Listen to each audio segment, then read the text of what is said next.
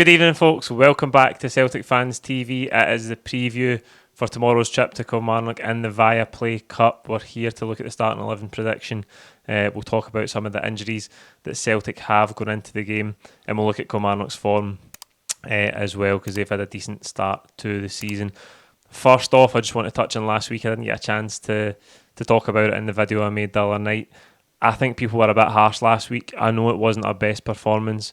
It won't be our best performance of the season by any manner of means. We were a wee bit all over the place defensively a couple of times in the first half, and we could have been better on the ball throughout the game. But in the context that this is the second game of the season, we spent the second half without both of our first choice centre-backs for last season, a back four that had never played together. I thought we came away with a brilliant victory at a really tough place to go. We could have won the game more comfortably in the end. And the big thing for me was in the second half, Aberdeen didn't threaten us at all. I know there was times where we maybe went a wee bit direct, and it was interesting to hear Brendan Rodgers' thoughts on that in the press conference yesterday and how he's trying to mix it up and give the players options. I think if you look back to Brendan Rodgers' first time here, there'd be a lot of people saying, why are we playing so many passes at the back? Like, get the ball up the pitch quicker. But if you flip that on its head, we went a wee bit direct last week, and I know we've got small players up front, but we have got pace up front, and there was a couple of times where the long passes got us in behind Aberdeen, particularly in that first half, and it just broke down on the final pass, whether it be Abada on the right hand side or Maeda on the left, because Aberdeen had four big guys at the back who weren't pacey.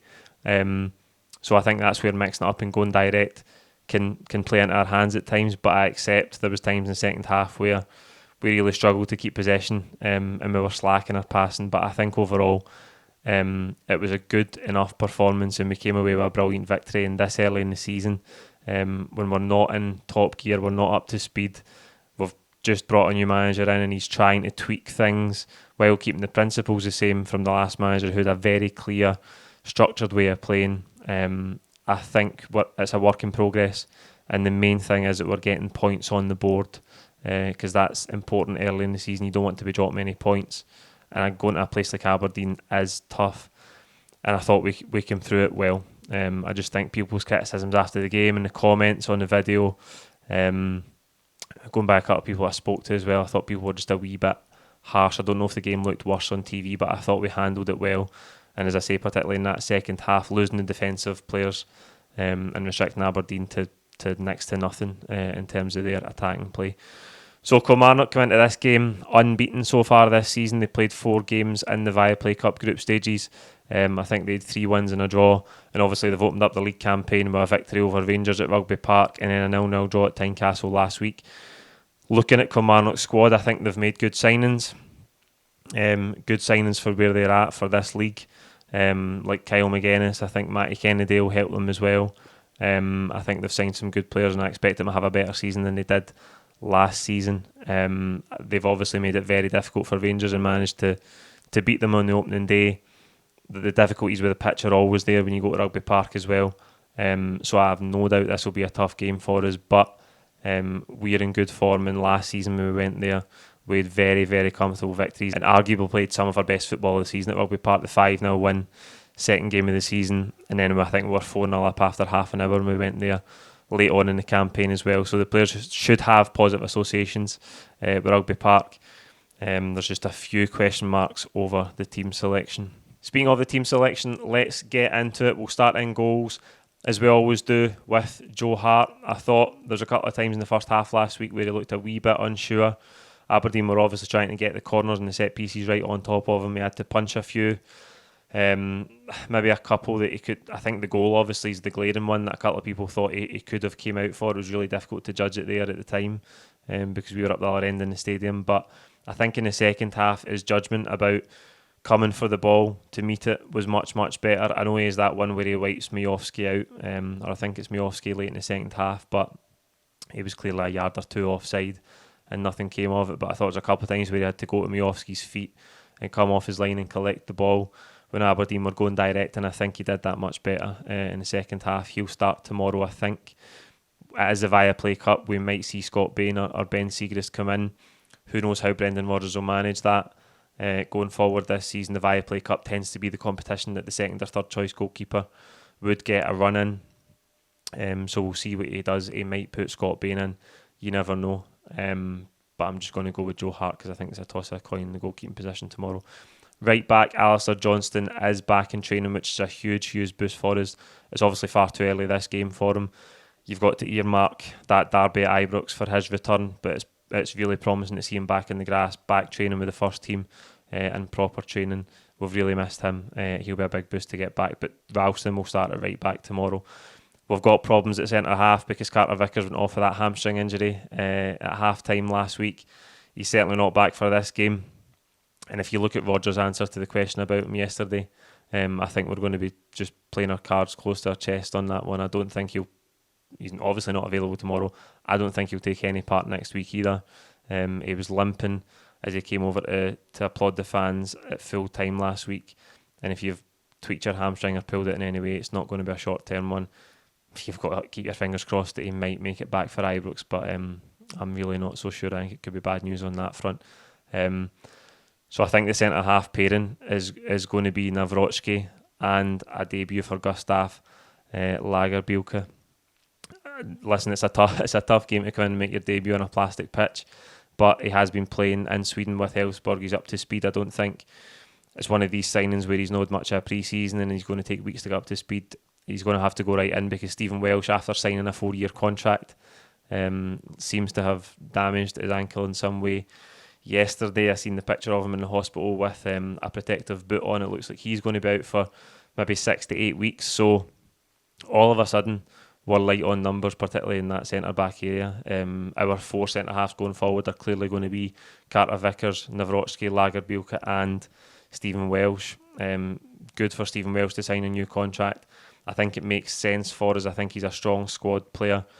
And I think with a nation club-trained quota that you have to have in a Champions League squad, it's a no-brainer. I think Kobayashi's not going to fit.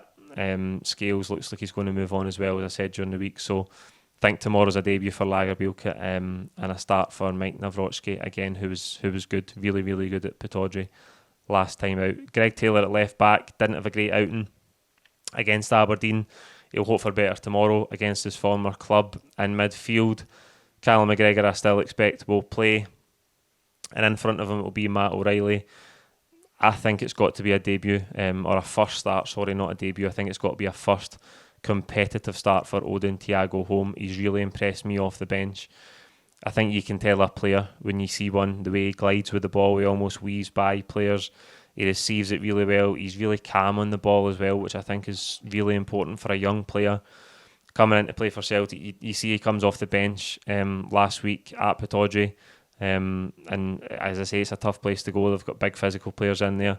Graham Shinney was playing with unlimited fouls. He had that cheat code not to get booked last week, but I thought Holm was really calm in the game when he came on, kept the ball, took it by players, and I think he deserves a start tomorrow. Obviously Hatate's out. Turnbull's available as well, but I think given it's a Viaplay Cup, it's a great opportunity to give Holm his first competitive start, and he's earned that with his couple of appearances off the bench so far. On the right hand side, I think Yang might get the nod. He was really impressive last week when he came off the bench. He got the assist for the third goal. Brilliant work down the left hand side. A couple of step overs, bought himself that yard to cut it back for Matt O'Reilly. I think he's looked really lively, Yang, when he's come on. Again, another one who has deserved a first start. I think it's a good opportunity to give him that, given again that it's the Viaplay Cup. We're only playing one game a week at the minute, but I think it's a great opportunity to give these guys a start. And the good thing is, as I say, they've earned it, and when they've got their minutes off the bench, they've looked sharp, and no doubt they'll have put themselves at the forefront of the manager's mind when it comes to picking the team tomorrow. I'm just keeping Dyson Maeda on the left-hand side and Kyogo Furuhashi through the middle. We don't obviously O's out injured as well. There's so many injuries, which is a bit of a concern, by the way. I think I've got injuries running along the bottom of the screen, but I've missed out O. There's so many injuries, I've actually forgot some. That would be a concern because you don't want injuries to pile up, particularly early in the season. I know there was a concern around Rodgers the first time where we went through spells with really bad injuries, soft tissue injuries at times. You don't want them to pile up because that will really hurt you through the course of a season. Kyogo's the only real option through the middle, and I thought he was excellent again last week. He didn't get too many chances in the game.